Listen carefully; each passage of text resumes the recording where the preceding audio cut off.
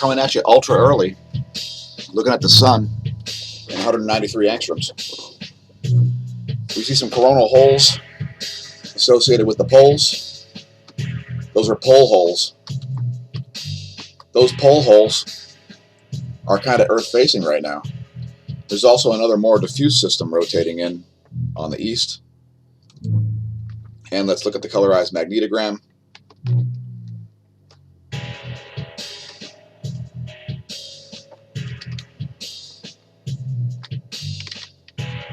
And there's the colorized magnetogram. We don't really see any sort of magnetic organization going on.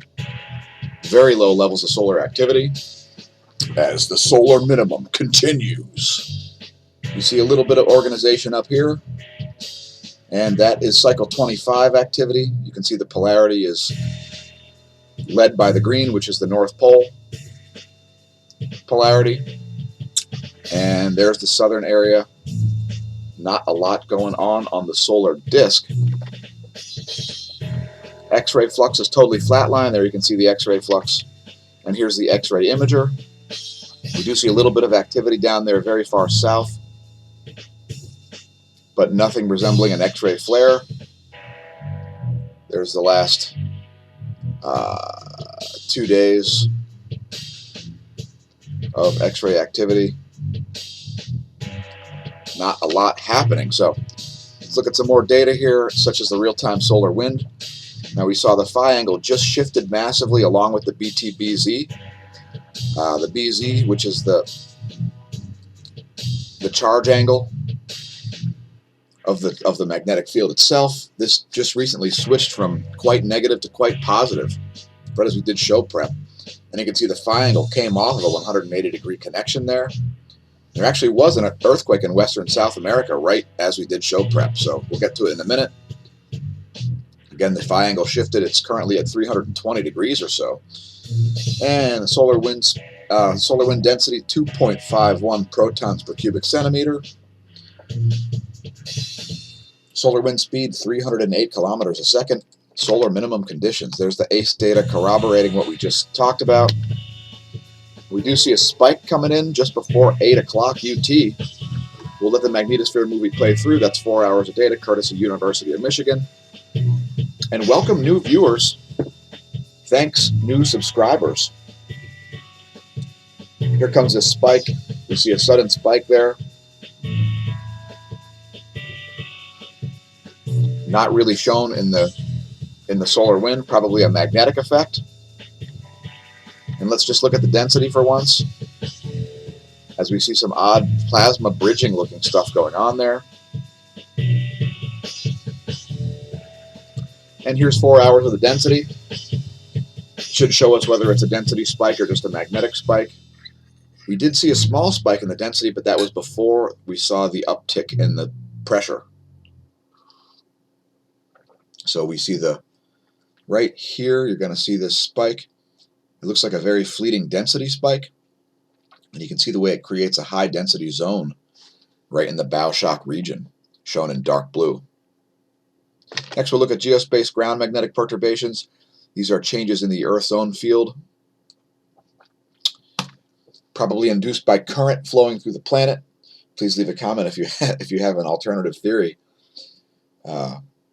We are going to eventually make a video about the generation of the Earth's dynamo, and there you can see that massive amount of current got generated right around 7:45. And we see large spikes. Let's just pause it on that region there, on that time rather. And we see the main spike in the north occurring at the net magnetic pole. You can see it's not at the Siberian pole. It's not at the Canadian pole. It's in the net, which is right where the two poles net would be. In other words, if you were south of this, your compass would point here. If you went up to Siberia, your compass would slowly snap to Siberian pole. And if you were in Canada, your compass would slowly snap to the Canadian pole. But most places in the world, your compass is going to point very close to geographic north due to the two poles in the northern hemisphere. The southern, we see what we've been seeing. We see the South Pole appearing like it's creeping into the southern Indian Ocean. And there you can see great evidence of it in this. Let's look at the polar view, actually. as this is going to look like Birkeland currents. I'll let that play the rest of the way through, starting from the spike. There's your global current spike. And then that charge slowly subsides, taking about an hour actually to subside. And here's the view from the poles. We'll just pause it on that moment there as well. And there you can see they look just like spirals, with the main perturbation there east of Greenland at the net North Pole. Again, we've got two North Poles, and the South Pole is slowly creeping into the southern Indian Ocean. 10.7 centimeter radio flux, which is a measure of the outer corona of the sun's radio emissions. Now the sun is the strongest radio source in the sky, and so we measure it at various different wavelengths. One of them is 10.7 centimeters, otherwise known as 2800 megahertz. We also measure it at 245 megahertz. That's more of the internal portion of the corona. We won't get into a full explanation, except to say that the 10.7 centimeter radio flux is a good proxy for sunspot number. You can see this graph looks just like the sunspot number graph. And we've drawn in this line at 70 solar flux units to show you about where the solar minimum typically will be. And the GOES magnetometer data is looking pretty spiky still here as forecasted. And there's a bit of a magnetic tug-of-war going on. And here is that tug-of-war represented graphically, courtesy of the Gong 2 data. Now this data, an hour and 55 minutes old, will show you the charge of the heliospheric current sheet, as if you're looking down at the sun's north pole. And you can see the charge is still trying to make up its mind in the Earth-facing region there. It looks like pretty solidly South Pole represented in red. And let's just go to the last frame before we move on to more data in this ultra-early edition of the Space Weather! Anyway, there's the current frame. Doesn't look like there's going to be any significant change to the charge of the local current sheet in the next 12 to 24 hours.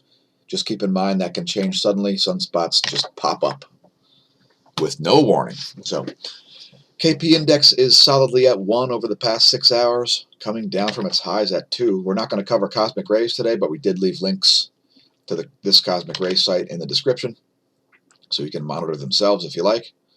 Monitor them yourselves, if you like, rather.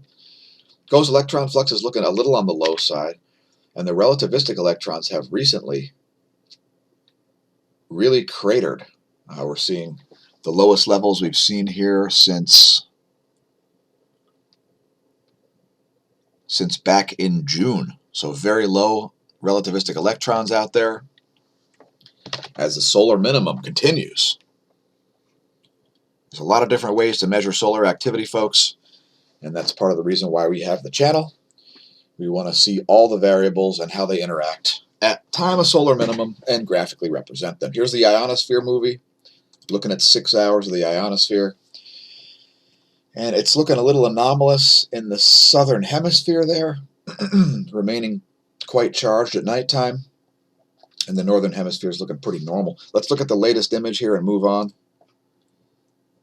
There's the current state of affairs at 8:15 UT. By the way, we made the video. It's 3:26 a.m. right now. Do you know where your ionospheric charge shells are? Earthquake rundown is next. And going back just about 24 hours from when we made the video, looking at a 5.6 at Guatemala. That one probably caused some damage. And it is at depth, so heads up Central America for a larger quake at the surface. Next on the list is a 4.8 at the South Kermadec Islands there, which is just north of the North Island of New Zealand. Please leave a comment if you felt that quake. It looks pretty close to the coast. Shout out Kiwis. How about a 5.0 at Kamchatka? That one looking like it's on the island. Let's take a look, as there are some volcanoes there. That one just out in the ocean off the coast of Kamchatka. So in any case, back to the list here, we see the magnitude 7 earthquake drought continues. My favorite place for it to end is somewhere in Western South America. West Central South America, namely, as we've been seeing deep quakes there for a long time, portending,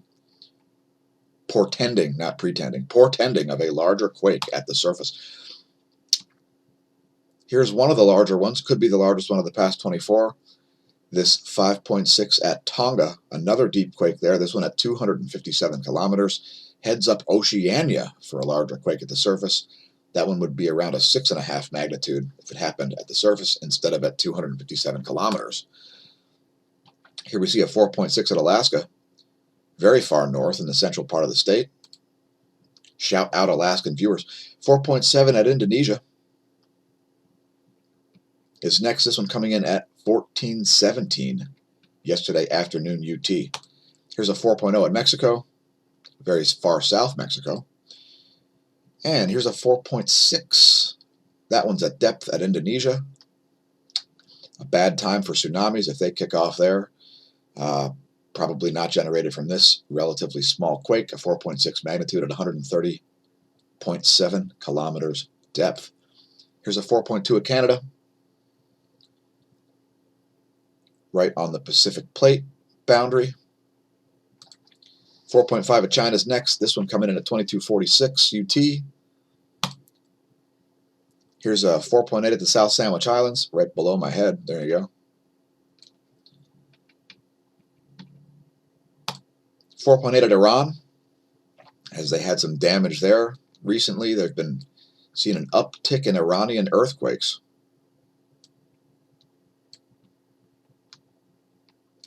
There's a location of that. 4.6 at Indonesia is the next on the list. This one coming in at 321 today, about 5 hours from when we made the video. And last but not least, we see this 5.1 quake at Chile, coming in at 105 kilometers depth. Again, heads up, folks, the earthquake 7 magnitude drought continues. And earthquake 7 magnitude droughts end in at least magnitude 7 earthquakes. Please have a plan. Know what's going to happen if the power shuts off for more than 24 hours and gas pumps run out of gas and the power's out for an extended period and you can't heat or cool the place and yada, yada, yada. Know which building facades will fall down. Have a bug out bag. Have a couple weeks of food and water saved. Stuff like that. Simple stuff, folks. Here are the pressure maps. Actually, there are the current pressure maps. And we'll just let that advance as I drink some coffee, cinnamon, cocoa, cayenne pepper, coconut oil mixture that we call coffee. It's like a liquid vitamin, folks. Anyway, there's where pressure will be in about 24 hours. Next is a volcano rundown. And first on the list is Kluchevskoy on the Kamchatka Peninsula. That one uptick there big time. That one's back on the list, producing a 23,000-foot ash plume. Check it out. Don't try to jump your dune buggy over Kluchevskoy. It'll probably end badly for you and the dune buggy. Mount Aso also producing a 7,000-foot ash plume. Not too far away at Japan. Another Japanese volcano here, Sakurajima, exploding, producing a 7,000-foot ash plume also. Sanjiang Api, 10,000-foot ash plume there. Mount Takono, 6,000-foot ash plume there via some explosive activity. Popocatépetl, looks like it's got some remnant volcanic ash to the north of the summit floating around there up to 24,000 feet as it explodes. Nevados del Ruiz, new volcanic emissions there. Revenador exploding, 15,000-foot ash plume. Sabancaya, not sure on that one, probably a cloudy day on the satellite image. And Copihu, continuous emissions of steam and gases. Remember, folks, steam often precedes larger eruptions. Now let's talk about the transit of Mercury, as we've been doing it every day for the past 5 days on the channel. We've got links to this U.S. Universe Today article. We are planning to do an Electric View episode where we're going to do a whole episode just about the Mercury transit, try to watch it in real time and stuff like that. There's various places to do so. And here's another link about it from space.com. This is going to give you more information about it and where to watch it live. So check that out. All kinds of links, all kinds of timelines and stuff on there. And this is going to be a really good transit, folks, as it's going to go almost entirely across the disk, very close to the most full transit you could possibly get. And here is a list of the webcasts and events listed by space.com. Also, check out the Electric View. Shout out Neil Thompson and company. We'll cast images of the SDO or something like that. Maybe the Virtual Telescope Project. And so check out those links. Leave a comment if you have a preference where you are going to be watching the Mercury transit, if at all. Perhaps from your backyard telescope with a solar filter. And remember, folks, don't look at the sun directly. You won't be able to see Mercury with the naked eye anyway. You need some kind of binoculars or telescope and a solar filter to do that. Here's where stuff is located in the solar system. Here's where it'll be tomorrow during the Mercury transit. And there's where it'll be in 1 week. Here's where stuff is above my head, something I'm usually interested in. Deneb is just about to set, and it's 3:34. Do you know where your constellations are? Anyway, check out in-the-sky.org if you'd like to create a sky map for what's going on above your head. Here's a lightning map, and we do see some lightning rolling in here at lightningmaps.org. Next time you hear thunder, perhaps check out lightningmaps.org. It'll give you real-time sound wave estimates. And it's surprisingly accurate. You'll even be able to look at air density differences generated by the storms based on when it thinks the sound wave will show up versus when it actually arrives. And we won't get into an atmospheric density physics lesson here and look at the math of sound and stuff like that. Anyway, here's a US Doppler radar map. It's one of our value-added services. We won't get in depth, but it's snowing in Pennsylvania. I might see some snow today when I'm out driving, as I'm going to be heading to Central PA at some point. When? It's a secret. Now there's some pretty serious snow predicted. And here's a GFS model on tropical tidbits. And I would note that by 12 Universal Time, 12 noon Universal Time on Friday, November 15th, there is snow predicted for Alabama, Georgia, and South Carolina, not to mention most of Pennsylvania. The entire state of New York expected to be covered with almost the whole state looking like they're going to get 9 inches of snow there. So there's that information. Tropical tidbits. There is the snow forecast through November 15th. Now keep in mind that's a little far out, folks, but 3 or 4 days isn't so far out, so it could be a real thing. Keep an eye on that. We'll leave links. And here's the NASA GOES water vapor map as the jet stream is injecting frigid air very far south. There's going to be hard freezes all over the country. Check out weather.gov if you want to see all the warnings. And it's going to be covered with hard freeze warnings over the next few days. And record temperatures expected all over the place. And we're talking record colds. Record colds. Let's look at this convergence zone, still in place over the southern Rockies.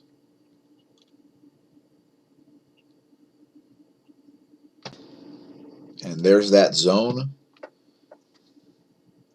where a bunch of moist air is bouncing off of some drier air located around central Utah and central Colorado. Should be an interesting day for cloud formations in the Rockies. Please leave a comment to your brilliant photographs or send us some via email at smashomash@gmail.com. That's smashomash@gmail.com. And here are the Western world's jet streams. And they are all over the place, folks. We've got jet streams going the wrong way over the central Atlantic Ocean there. We've got doubled up jet streams. We got jet streams going pure north and south, pure south to north. And here's the eastern world's jet streams. We'll let that play for a minute, and then we will move on as there's still some more stuff to cover, some more previews about what we'll be doing soon, etc. So don't go anywhere, as we prefer our users to understand the distinction between their you-know-what and a hole in the ground. The vulgarity-free section. Anyway, please press like and subscribe on YouTube if you enjoy the content. Please share on your social media, as we are actively banned and shadow banned and all kinds of throttled and mysterious glitches that screw up our thumbnails and descriptions.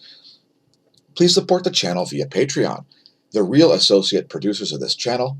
We need lots more funding, and as soon as we get enough, we shall be going full-time and expanding the operation.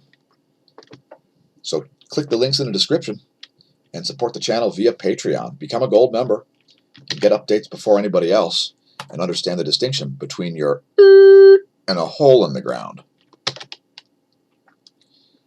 Now, we're going to be doing a video about David LaPointe's primer fields.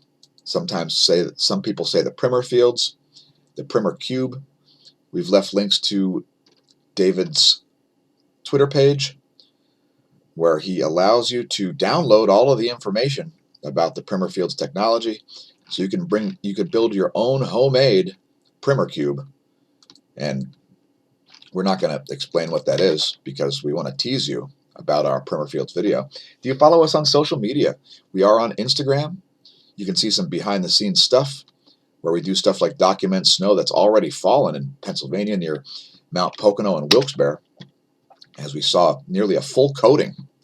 We're also on BitChute, a great alternative to YouTube, especially when YouTube is constantly messing up the content, preventing content creators' videos from being seen, not sending you notifications, and all that sort of stuff that everybody is all too fully aware of, where Google is accused of electioneering and all kinds of other stuff.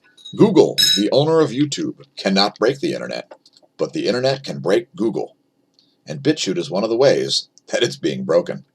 So check us out there. We made sure that we branded it the same way as the channels and other spots, so that people know what they're looking at or who they're looking at. Now, a lot of people are very down on Facebook. Here's one of the alternatives to Facebook, minds.com. That's minds.com/smAsho. This is the future of social media, where you won't be banned, you won't be shadow banned, you won't be depersoned, you won't be deplatformed, etc., etc. Check that out if you want to have free social media as an alternative to Facebook. Here's an alternative to Twitter also, as I do not tweet, but we are on Twitter, just to make it easier to share the content and so on. Check it out, gab.com/smAsho, the alternative to Twitter. And thanks, Smash Team. Stay tuned for another bonus segment. We're going to look at a couple bits of economic data here, starting with Bitcoin. Excuse me, as reported by the Coinbase exchange. Now, there's the one-year chart of Bitcoin, currently at 88.23. And this is one of those situations where if you believe this is going to go to $1 million, it's a buying opportunity.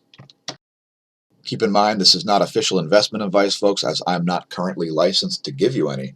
Just showing you the data here and making intelligent, informed suggestions. I used to be a day trader / swing trader. Please leave a comment if you know what a swing trader is. It has nothing to do with trading your wife or girlfriend. Anyway, here's Ethereum, the second most popular cryptocurrency as reported by the Coinbase exchange. Not a healthy looking chart if you ask me. This looks like the death chart of many small .coms in the late 90s. Although I'm not saying don't buy Ethereum, I would buy Ethereum before Bitcoin. I am not a believer in cryptocurrency, as I don't think it's a real asset, just a speculative one. Let's look at some more stuff. As we've got all kinds of problems in the credit market, currency crises going on around the world, as the US dollar remains the safest haven in terms of currency. That doesn't make it safe. Anyway, here's the S&P, which is right near or on record highs. There's the one-year chart. We're going to skip the NASDAQ entirely because there's so many junky companies in there, like Facebook, Twitter, Apple, Google, etc. We'll just go to the Dow, which is also near record highs. There's the one-year chart of the Dow. And here's the one-year chart of silver. We're not going to look at anything else besides this in terms of economic data. Look at that sudden drop in silver. Now, we were telling our viewers to buy this when it was at $14 an ounce back in November and December of last year. This is another buying opportunity as far as I'm concerned. Again, this is not official investment advice, but there's the data. And by the way, precious metals is the place to hide when nothing else looks like a good investment. And If you're wondering how high this got in the last financial crisis, it was around $50 an ounce. And it's the final bonus segment. We're looking at the local yellow dwarf here at 131 angstroms, the teal blue colored one. We do see a small prominence there at the North Pole. Let's zoom in a little bit. There we go. Small North Pole prominence there. And let's look at the equatorial region real quick before we close this thing out. Thanks again for tuning in, everybody. There's the equator. And here's the South Pole region, complete with date stamps. We are out. Enjoy your Sunday. Remember, when you're staring at the sun, don't drink. If you drink, stare at the sun anyway. Use the proper solar filters, or perhaps the SDO. Just don't drive. And since it'll never be now again, may that solar wind be at your back, and that atherosclerosis absent from your veins.